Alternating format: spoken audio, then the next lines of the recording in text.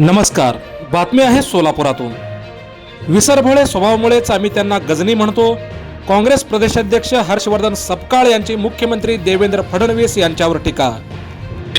सोलापुरात पत्रकार परिषदेत मुख्यमंत्री देवेंद्र फडणवीस यांच्यावर काँग्रेस प्रदेशाध्यक्ष हर्षवर्धन सपकाळ यांनी ही टीका केली आहे।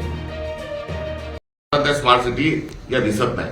परवा मुख्यमंत्री इथे आले आणि मागच्या 5 वर्षाचंच बहुधा कागद ते भाषणाचे जे टिपणे आहेत ते 5 वर्षापूर्वीचं जे होतं तेच टिपण पुन्हा घेऊन आले आणि जे 5 वर्ष आधी बोलले होते तेच पुन्हा ते बोलले।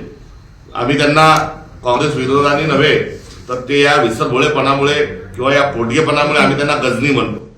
कारण त्यांनी सर्वात आधी सांगितलं की जोपर्यंत वेगळा विदर्भ होणार नाही तोपर्यंत मी लग्न करणार नाही। मात्र या त्यांच्या गोष्टीची त्यांना विसर पडला, त्यांचं लग्न झालं, त्यांना कन्यास्त्री प्राप्त झालं।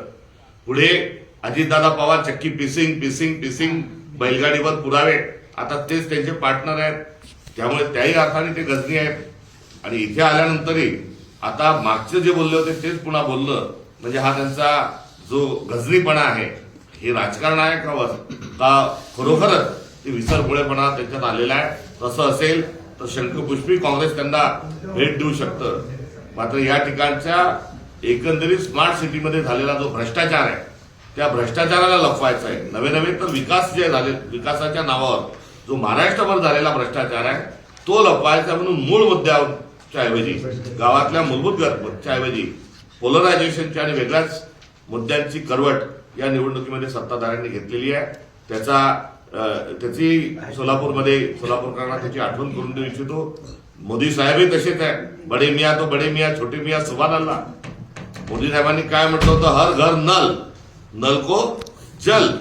मात्र हर घर नल आणि नल को जल हे त्यांच्या स्मार्ट सिटीमध्ये दर निवडणुकीमध्ये नरेंद्र मोदी इथे येतात, हे त्यांचं आवडीचं शहर आहे। मात्र जिथे जिथे ते जातात त्या सगळ्या शहरांना बकाल